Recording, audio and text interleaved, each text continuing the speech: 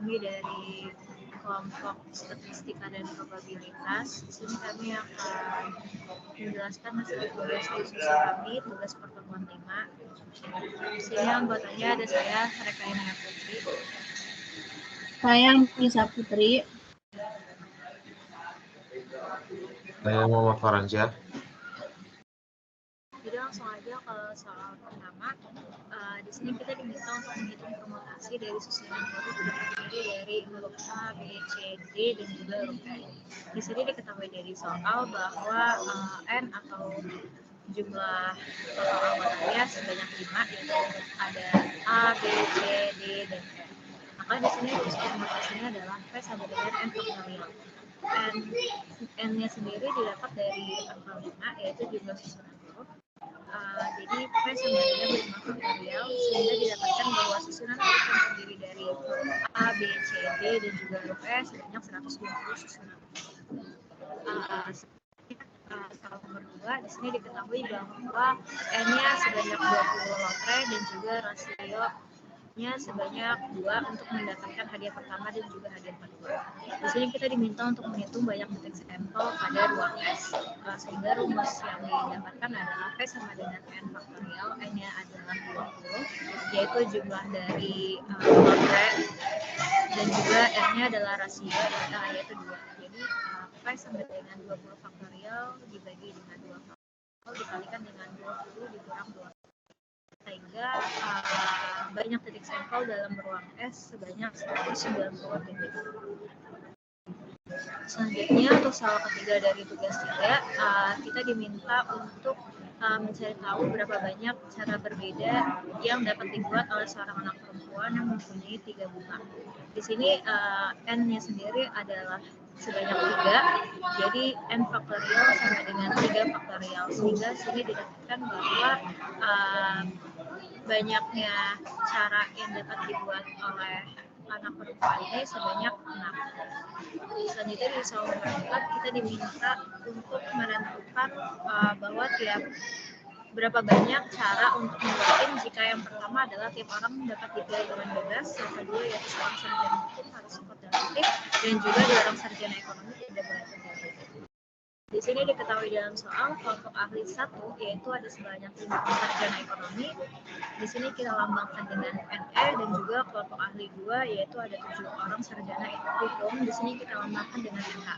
Untuk tim kerja pertama yaitu ada 2 sarjana ekonomi. Di sini kita lambangkan atau kita simbolkan dengan RE, dan juga tim kerja 2 ada 3 sarjana hukum, kita simbolkan dengan RH. Untuk menjawab soal yang pertama yaitu tiap orang dapat dipilih dengan cara bebas. Yang pertama, jika 2 sarjana ekonomi dan kita ambil dari 5 orang. Di sini C sama dengan NE sendiri adalah 5 orang sarjana ekonomi, rasionya.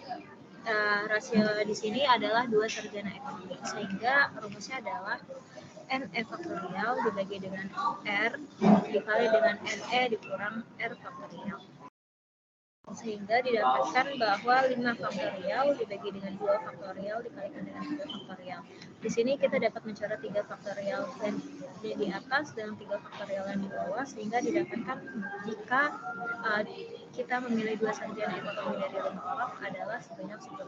Dan juga selanjutnya jika kita memilih 3 sarjana hukum dari 7 orang dan menggunakan cara yang sama, yaitu didapatkan bahwa 35. Sehingga dari kedua cara sebelumnya dapat kita bentuk adalah didapatkan dari perkalian dari kedua cara tersebut, sehingga 10 berasal dari C 5,2 dan juga 35 didapatkan dari C 7,3 sebanyak 350 cara. Untuk soal yang kedua, untuk soal poin B yaitu setiap orang sarjana hukum harus ikut dalam tim itu. Di sini kita ambil 2 sarjana ekonomi dari 5 orang sarjana ekonomi menggunakan cara yang sama pada pengerjaan poin A, didapatkan C 5,2 sebanyak 10, dan juga untuk kita mengambil 2 sarjana hukum dari 7 orang sarjana hukum menggunakan cara yang sama juga, yaitu C dikali dalam kurang NH, R rasionya, yaitu didapatkan bahwa 7 faktorial per 2 faktorial dikalikan dengan 7 dikurang 2 faktorial, sehingga C7 orang sarjana hukum, 2 adalah rasio dari 2 orang sarjana hukum, adalah didapatkan 21. Kemudian untuk membentuk timnya dapat kita ambil dari perkalian kedua cara tersebut, sehingga didapatkan hasil dari 10 dikalikan 21 adalah 210 cara. Selanjutnya adalah 2 orang pada poin C atau poin ketiga, 2 orang sarjana ekonomi tidak boleh ikut di dalam tim tersebut. Yang pertama, kita menentukan banyak cara untuk memilih 3 orang yang mana tidak ada sarjana ekonomi. Di sini kita menggunakan cara pada soal poin A, yaitu NE, R, NE-nya sendiri sebanyak 5 dan juga R adalah rasionya, yang mana rasio yang kita ambil di sini sebanyak 3 karena kita ingin mengambil 3 orang tidak ada sarjana. Didapatkan hasilnya adalah sebanyak 10. Kemudian soal selanjutnya adalah 3 orang dari 7 orang, yang mana 2 orangnya ini diantaranya harus sarjana hukum. Di sini kita menggunakan rumus yang sama dari jawaban-jawaban nomor 4 sebelumnya, yang mana NH faktorial dibagi dengan R faktorial dikalikan dengan NH dikurang R faktorial. Yang mana di sini NH-nya adalah 7 faktorial dan juga R atau rasionya adalah 3, sehingga didapatkan adalah 35. Yang mana total cara memilih 3 orang, di mana 2 orang diantaranya adalah sarjana hukum, adalah 35 dikurang dengan 10, yaitu hasilnya adalah 25. Untuk soal selanjutnya, soal terakhir pada tugas 3, yaitu kita diminta untuk menentukan probabilitas terambilnya kartu as, probabilitas terambilnya 4 kartu as dan 1 king, probabilitas terambilnya 3 kartu 10 dan 2 kartu jack, dan juga probabilitas terambilnya 1 kartu masing-masing dari kartu 9, kartu 10, kartu queen, kartu king, dan juga kartu jack. Di sini kita diketahui bahwa ada 5 kartu diambil secara acak dari kelompok kartu bridge lengkap, yang mana kelompok kartu bridge lengkap itu terdiri dari 52 kartu. Di sini kita menentukan probabilitas terambilnya kartu as pada setiap satu kelompok kartu bridge lengkap itu terdiri dari 4, sehingga 4 dibagi dengan 52 adalah banyaknya satu kartu bridge, yaitu ada 52, sehingga didapatkan dari probabilitas terambilnya kartu as adalah 1/13. Kemudian selanjutnya probabilitas terambilnya 4 kartu as dan juga 1 kartu king. Di sini kita menggunakan cara pada soal-soal yang sama, soal nomor 4, yaitu C dalam kurung 4,4, yang mana kita ingin menentukan 4 kartu as dan juga 1 kartu as di dalam sekelompok kartu bridge ada terdiri dari 4 dengan C 48 dibagi, kemudian kita bagi dengan 52,5, sehingga didapatkan hasilnya adalah hasil dari C 4,4 itu sendiri adalah 1 dikalikan dengan hasil dari C 48,1 hasilnya adalah 48 dibagikan dengan hasil dari C 52,5 yaitu hasilnya 2.598.990. Kemudian sehingga didapatkan dari probabilitas terambil 4 kartu as dan juga 1 kartu king adalah 1/649.740. Soal selanjutnya kita diminta untuk menentukan probabilitas terambil 10 dan juga 2 kartu jack. Di sini kita menggunakan cara yang sama, bahwa hasil dari C 4,3 adalah 4 dan juga hasil dari C 4,2 adalah 6 dan juga hasil dari C 4,2 adalah 990.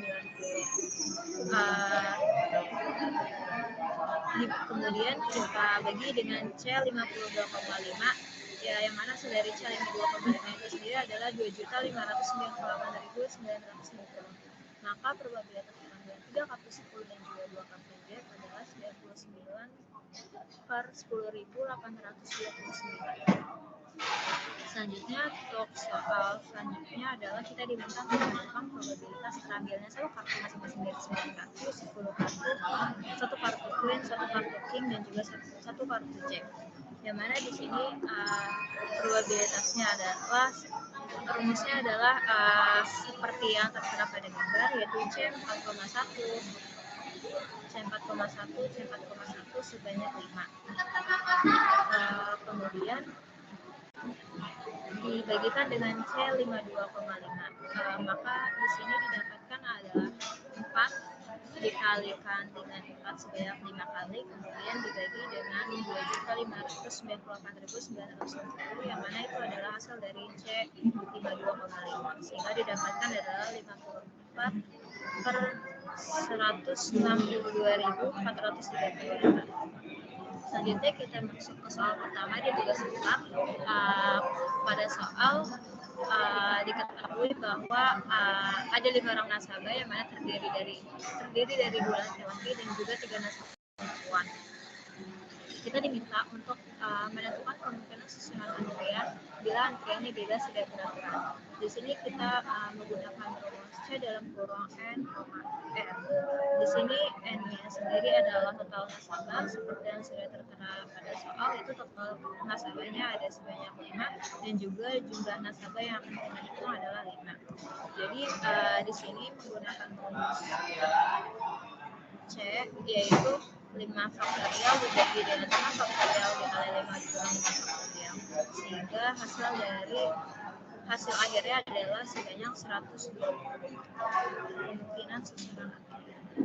Soal nomor kedua, di sini kita diminta untuk menentukan susunan kepengurusan RW jika A, ke-6 calon punya kemungkinan yang sama, B, ketuanya adalah laki-laki, C, ketuanya adalah laki-laki dan sekretarisnya perempuan, D, Asep Supidi sebagai ketua RW, dan E, ketuanya adalah Asep Supidi dan sekretarisnya adalah Damayanti. Di sini kita menentukan susunan yang pertama, yaitu ke-6 calon mempunyai kemungkinan yang sama. Yang pertama-tama kita hitung dulu total kemungkinan susunan pengurus tanpa batasan. C sama dengan N faktorial dibagi N kurang R faktorial, sehingga di sini didapatkan ada 120 kemungkinan susunan RW, yang mana di sini N-nya sendiri adalah sebanyak 6 dan juga R atau rasionya itu sebanyak 3.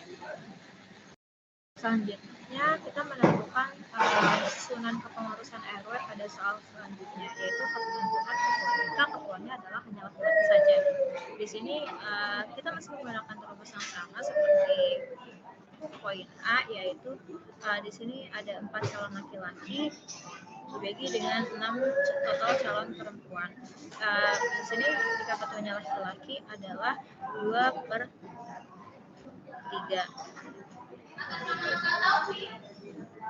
Kemudian jika kemungkinan sekretaris dan bendaharanya adalah, maka kita menghitungnya dengan cara yang sama, yaitu 5 faktorial dibagi dengan 5 dikurang 2 faktorial, yaitu didapatkan adalah 20. Jadi kemungkinan susunan pengurus RW dengan ketua laki-laki adalah sebanyak 40.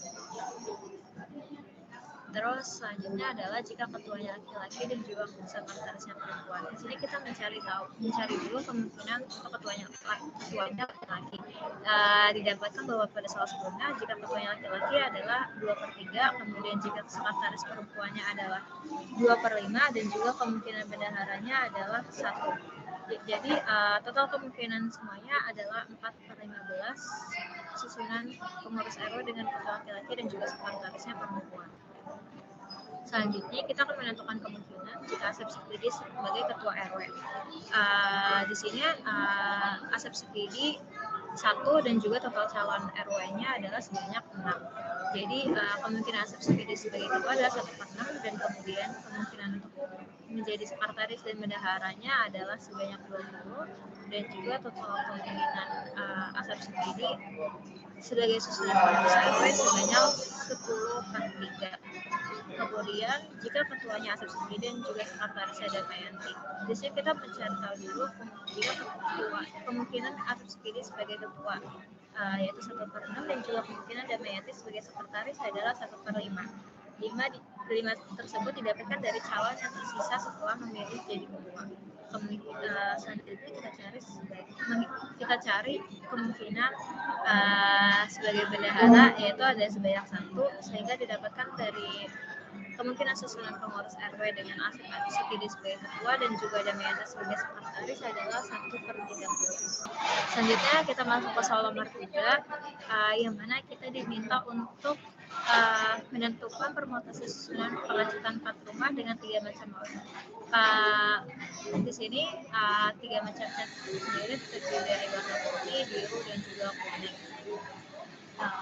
Di sini diketahui bahwa setiap rumah memiliki 3 pilihan warna, di warna putih, biru, dan juga kuning. Kita menggunakan kombinasi dengan pengulangan, yaitu N pangkat R, yang mana N-nya sendiri adalah jumlah pilihan warna sebanyak 3 dan juga R adalah jumlah warnanya sebanyak jumlah rumahnya, yaitu sebanyak 4 rumah. Maka di sini 3 pangkat 4 adalah 81. Jadi banyaknya permutasi susunan pengajukan 4 rumah dengan 3 macam warna adalah 81. Kita lanjut ke soal nomor 4. Di sini kita diminta untuk menentukan kombinasi dokter yang dapat dibentuk dan juga menentukan berapa banyak kombinasi jika pengiriman dokternya tidak lebih dari 4 orang. Di sini kita diketahui bahwa total dokter yang tersedia adalah 4 orang dan juga jumlah dokter yang akan ditempatkan adalah 4 orang. Maka 4 sendiri adalah rasionya dan juga N-nya adalah 10 dokter. Di sini didapatkan bahwa C 10,4, 10 adalah N dan 4 adalah R atau rasionya. Sehingga di sini didapatkan bahwa kombinasi dokter yang dapat dibentuk ada sebanyak 210 kombinasi. Kita masuk ke nomor selanjutnya, yaitu kita diminta untuk menentukan berapa banyak kombinasi jika pengiriman dokter tidak lebih dari 4 orang.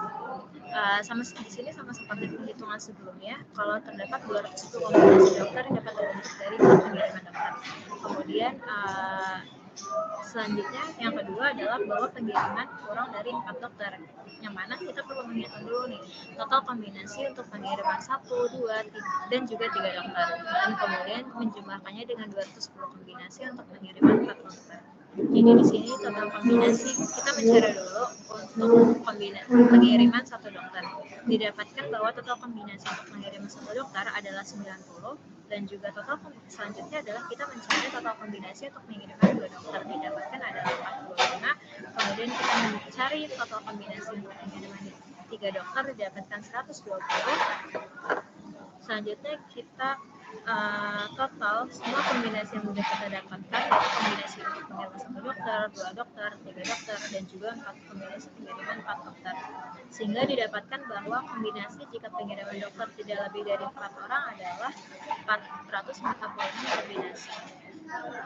Selanjutnya soal nomor 5. Di sini kita diminta